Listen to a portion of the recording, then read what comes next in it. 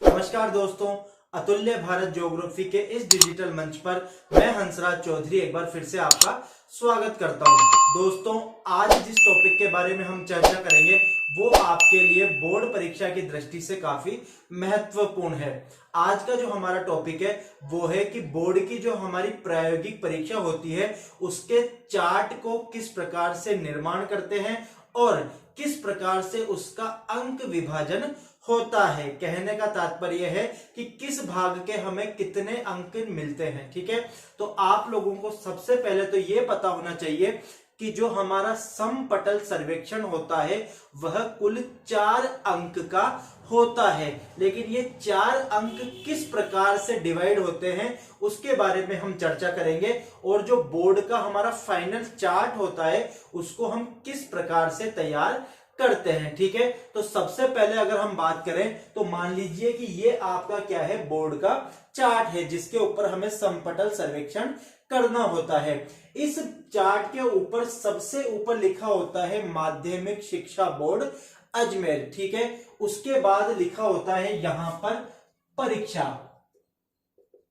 ठीक है, और इस परीक्षा के आगे यहां पर इस प्रकार से डॉट लगे हुए होते हैं। ठीक है, तो यहां पे हमें लिखना होता है उच्च माध्यमिक। ठीक है, क्या लिखना है हमें, आप यहां पे बड़ा बड़ा लिख सकते हैं, उच्च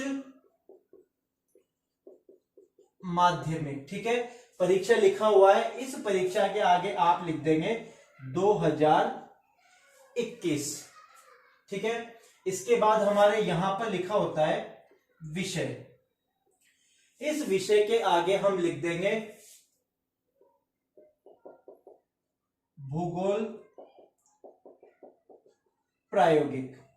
अगर आपका मीडियम इंग्लिश है तो आप ज्योग्राफी प्रैक्टिकल भी लिख सकते हैं और हिंदी मीडियम के विद्यार्थी यहां पर भूगोल प्रायोगिक लिख देंगे। ठीक है, इसके बाद जो हमारा चार्ट आता है, अब हम चाहे किसी भी विधि से सर्वेक्षण करें, या तो हम विकिरण विधि से करेंगे या फिर हम किस विधि से करते हैं, प्रतिच्छेदन विधि से हम क्या करते हैं, सर्वेक्षण करते हैं। तो सबसे पहले जो हमें एग्जामिनर है वो हमें आरएफ देते हैं। ठीक है, कि किस आरएफ के अनुसार हमें सर्वेक्षण करना है। यह आरएफ 1:50 से लेकर 1:150 तक हो सकती है। ठीक है, अभी हम केवल एक एग्जाम्पल के रूप में बात कर रहे हैं, तो हम जो सबसे आसान आरएफ मानी जाती है उसके ऊपर चार्ट को देखेंगे तो वो आरएफ एग्जामिनर यहां ऊपर कॉर्नर में लिख देते हैं आरएफ 1:100।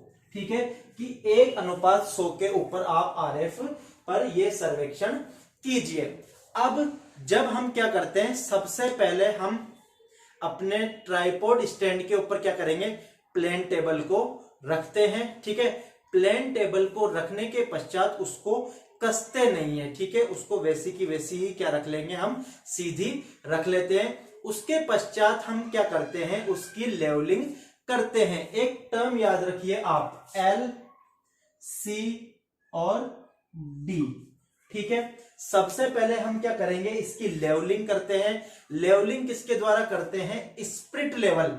टेबल के चारों कोनों पर हम क्या रखते हैं, स्प्रिट लेवल को रखकर चेक करते हैं कि टेबल समतल है या नहीं है। ठीक है, समतल होगी तो जो स्प्रिट लेवल का बुलबुला है वो क्या करता है, बिल्कुल सेंटर में आ जाता है। टेबल की लेवलिंग करने के पश्चात सेंटरिंग करते हैं। ठीक है, साहुल कांटा अथवा साहुल कांटा और साहुल पिंड की सहायता से हम क्या करेंगे, उसकी सेंटरिंग या केंद्रण करते हैं। और उसके पश्चात ट्रफ कंपास के द्वारा हम डी डायरेक्शन मतलब नॉर्थ ज्ञात करते हैं। तो सबसे इंपॉर्टेंट और सबसे जो इजी चीज है वो आप ये याद रख सकते हैं, LCD। सबसे पहले हमें क्या करनी है, लेवलिंग करनी है, फिर सेंटरिंग करनी है और फिर क्या करना है, हमें दिशा ज्ञात करनी है। ठीक है, आपकी जो समपटल होता है, ठीक है, इसके ऊपर हम क्या रख देंगे, ट्रफ कंपास को रख देते हैं। अब ट्रफ कंपास को हम क्या करेंगे, घुमाते हैं। जहां पर ट्रफ कंपास को घुमाने का मतलब है टेबल को घुमा रहे हैं।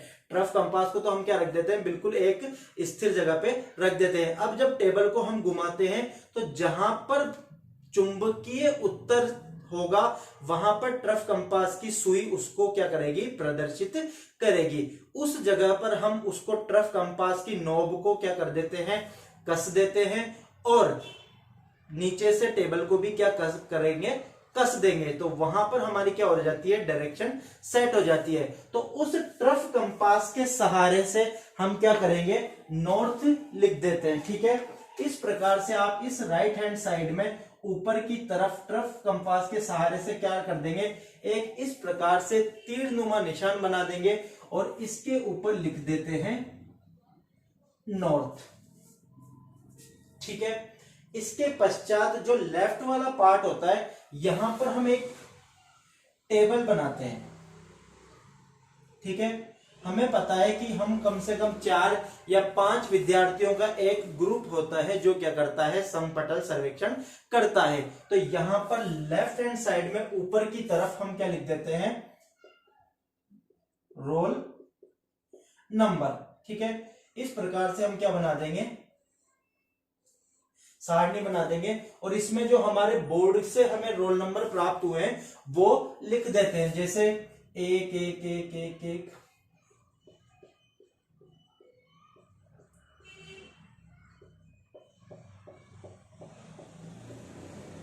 जो भी रोल नंबर मिले हैं वो इस प्रकार से लिख देते हैं। अगर कोई विद्यार्थी अनुपस्थित है तो उसका रोल नंबर लिखने के बाद एग्जामिनर यहां पे क्या लिख देते हैं, एब्सेंट लिख देंगे लाल पेन से। ठीक है, इसके बाद यहां पर जो जगह होती है, यहां पर हमको लिखना होता है, अगर आप हिंदी में लिखना चाहें तो हम लिख सकते हैं यहां पर समपटल सर्वेक्षण।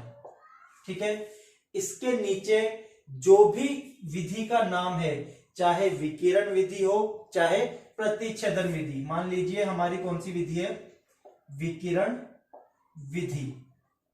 ठीक है, और इसके पश्चात हमें लिखना होता है कि किस जगह पर हम क्या कर रहे हैं, सर्वेक्षण कर रहे हैं। तो नॉर्मली हम कहां पर करते हैं, विद्यालय के खेल के मैदान में ही करते हैं। तो जो भी आपका स्थान हो वो लिख सकते हैं, या फिर हम क्या लिख देंगे यहां पे, विद्यालय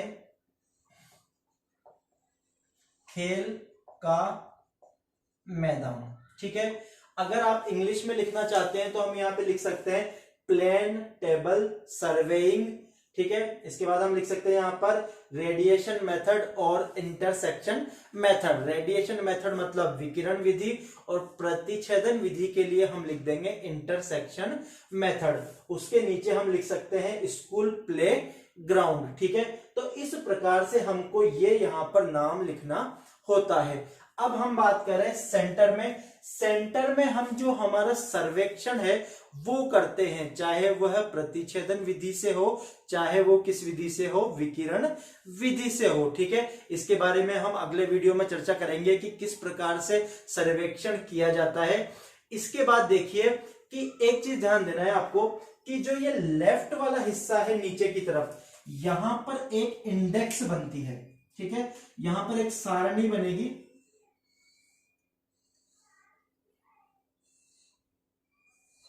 इस प्रकार से एक सारणी बनाते हैं और यहां पर हम लिख देंगे इंडेक्स।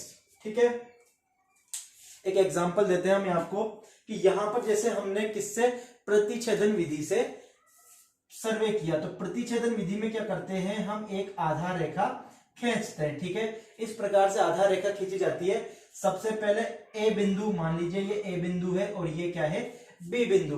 तो सबसे पहले ए बिंदु से क्या करते हैं, हम कोई भी जो ऑब्जेक्ट होते हैं उनको देखते हैं। मान लीजिए ये 5 ऑब्जेक्ट हमने देख लिए। अब क्या करेंगे, इस टेबल को यहां से उठाकर कहां पे लेके जाते हैं, बी बिंदु पर लेके जाते हैं। वापस वही सबसे पहले उसका क्या करेंगे, समतलन करते हैं।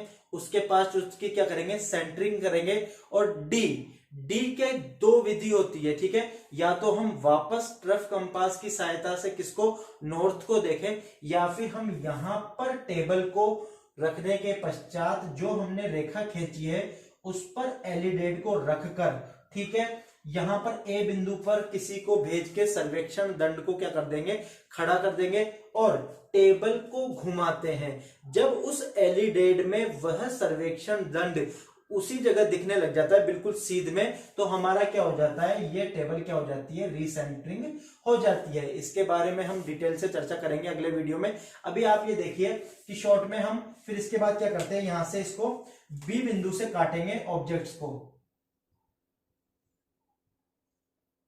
ठीक है। जहां कहीं पर भी ये ऑब्जेक्ट कटते हैं वहां पर वो वस्तु क्या होती है, निश्चित होती है, ठीक है। अब जैसे अगर हमें वृक्ष बनाना है तो हम इस प्रकार से क्या बना सकते हैं, वृक्ष बना सकते हैं, ठीक है। अगर लाइट का पोल है तो हम इस प्रकार से क्या बना देंगे, लाइट का पोल, ठीक है। और यदि दीवार है तो हम इस प्रकार से क्या बना देंगे, दीवार।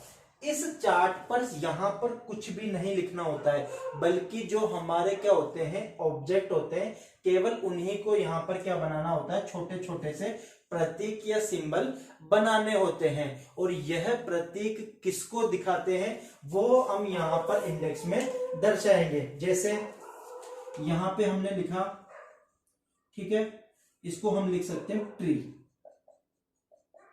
ठीक है। अगर आप हिंदी में लिखना चाहते हैं तो यहां पे लिख सकते हैं पेड़, ठीक है। इसके बाद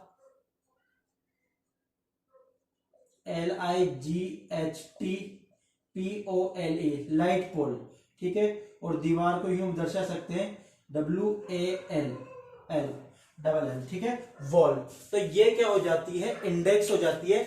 इस इंडेक्स में हम वो सभी सिंबल दर्शाएंगे जिनको हमने यहां पर दर्शाया है। अब हम बात करते हैं राइट हैंड साइड में नीचे की तरफ, यहां पर जो बनाया जाता है वो है पैमाना, ठीक है। पैमाना बनाने के बारे में भी हम अगले वीडियो में चर्चा करेंगे। शॉर्ट में देख लीजिए कि पैमाना कैसे बनाते हैं। तो सबसे पहले हम क्या करते हैं, 10 सेंटीमीटर की लाइन खींचते हैं, ठीक है। इसके बाद इस प्रकार से ये एक पैमाना बनाया जाता है, ठीक है। ये ध्यान दीजिएगा कि ये दूरी ज्यादा नहीं होनी चाहिए, हम इतना चौड़ा नहीं बना दें इसको पैमाना, ठीक है। पैमाने की जो मैक्सिमम है आप अपने हिसाब से देख सकते हैं, फिर भी 15 सेंटीमीटर तो बहुत ज्यादा हो जाए, 1.5 सेंटीमीटर की हम क्या कर सकते हैं, इसमें दूरी ले सकते हैं या फिर चौड़ाई ले सकते हैं, ठीक है। इसके पश्चात क्या करेंगे, 10 सेंटीमीटर की लाइन पर हमें कितना बनाना है, 100 RF कितनी है हमारी, 1:100, ठीक है। तो इसको बनाने के लिए हम क्या करेंगे, 2-2 सेंटीमीटर की दूरी पर निशान लगाकर इसको डिवाइड कर लेंगे और यहां पे लिखेंगे 0, 2, 4, 6 और 8। ये किस में आ जाता है, मीटर में। और इसका क्या कर देंगे, उप विभाजन कर देंगे 10 और 20। ये किस में आ जाएगा, डेसीमीटर में, ठीक है। इसके बाद इसको बीच में से विभाजित करके इसको काला, एक खाना छोड़कर एक ऊपर नीचे हम क्या कर देंगे, इसको काला सफेद कर देते हैं, ठीक है। इसके बारे में हम विस्तार से कल चर्चा करेंगे जब हम एक वीडियो केवल किसके ऊपर बनाएंगे, पैमाने के ऊपर बनाएंगे। अभी आप केवल ध्यान दीजिए कि इस प्रकार से हमारा चार्ट बनता है। अब मार्किंग हमारी किस प्रकार से होती है, ओवरऑल तो ये चार्ट कितने नंबर का है, 4 नंबर का है, लेकिन वो 4 नंबर हमें कहां मिलते हैं उस चीज को देखिए। इस सर्वेक्षण में उत्तर दिशा का निर्धारण करते ही हमें 1/2 नंबर मिलेगा, ठीक है। अलग अलग डिवाइड होते हैं, हम पहले भी बात कर चुके हैं कि उत्तर दिशा का यदि आपने सही निर्धारण कर दिया तो कितने नंबर मिलेंगे आपको, 1/2 नंबर मिलते हैं, ठीक है। इसके पश्चात पैमाना यदि हमारा सही बन जाता है तो हमें इसका कितना नंबर मिलता है, 1 नंबर हमें इसका यहां पर अलग से मिलता है, ठीक है। इसके बाद ये जो सर्वे है, बीच में जो हमने सर्वेक्षण किया, ये कितने नंबर का है हमारा, 1.5 नंबर का, ठीक है। चाहे विकिरण विधि से हो चाहे प्रतिच्छेदन विधि से हो, जो हमने सर्वे किया है वह कितने अंक का है हमारा, 1.5 अंक का। तो कितने अंक हो गए, 1.5 और आधा 2 और 1 3 अंक तो इसके हो गए। इसके बाद जो ये हम नामकरण करते हैं इसका हमको मिलता है 1/2 2 अंक, ठीक है। यह आप चाहे हिंदी में कर सकते हैं और इसे आप इंग्लिश में भी लिख सकते हैं, अपनी सुविधा के अनुसार जिसमें लिख सकें। बस केवल इतना सा ध्यान रखना है कि ये जो नामकरण है वो हमारे चार्ट के सेंटर में होने चाहिए और साफ साफ लिखना चाहिए। हिंदी में लिख रहे हैं तो समपटल सर्वेक्षण, विकिरण विधि और खेल का मैदान, और इंग्लिश में लिख रहे हैं तो plane table surveying, intersection method, school playground. इसके पश्चात आधा अंक, ठीक है, आधा अंक हमें किसका मिलता है? इंडेक्स का मिलता है। इंडेक्स में हमें उन्हीं वस्तुओं को या उन्हीं ऑब्जेक्ट्स को दिखाना है जिनका वितरण हमने किसमें, इस सर्वे या सर्वेक्षण के द्वारा दर्शाया है। एक चीज ध्यान दीजिएगा, कई बार स्टूडेंट्स क्या करते हैं, जैसे अगर हमने यहाँ पर 3 पेड़ दिखाए हैं तो यहाँ पर इंडेक्स में भी क्या कर देते हैं, 3 ही पेड़ दिखा देते हैं, जबकि ऐसा नहीं करना होता है। आपको केवल एक ही बार दिखाना है। पेड़ का मतलब पेड़, ठीक है। ऐसा नहीं कि आप बड़े पेड़ को अलग दिखा रहे हैं, छोटे पेड़ को अलग दिखा रहे हैं, ठीक है, ऐसा नहीं होता है। इंडेक्स में हमें केवल क्या दिखाना होता है, यहां पर चाहे कितनी भी वो वस्तुएं हो, हमें इंडेक्स में केवल एक ही बार दिखानी होती है, ठीक है। और सबसे इंपॉर्टेंट चीज आप इसका ध्यान दीजिए, ये जो पैमाना है इसको बनाने में हम क्या कर देते हैं, गलती कर देते हैं। तो पैमाना किस प्रकार से बनाया जाता है उसके बारे में तो हम खैर नेक्स्ट वीडियो में चर्चा करेंगे। इसके अलावा हम विकिरण विधि तथा प्रतिच्छेदन विधियों के बारे में भी चर्चा करेंगे कि विकिरण विधि के द्वारा सर्वे किस प्रकार से किया जाता है और प्रतिच्छेदन विधि के द्वारा सर्वे किस प्रकार से किया जाता है, ठीक है। तो अभी आप केवल इतना ध्यान दीजिए कि इस चार्ट को इस प्रकार से बनाना है, साफ साफ आपको बनाना है, ठीक है। एक चार्ट में हमें 5 विद्यार्थियों के मार्क्स होते हैं, तो सभी की जिम्मेदारी होती है, सभी को मिलजुल कर बनाना होता है, ठीक है। बस कोशिश ये कीजिए कि इसमें काटा पीटी ना हो।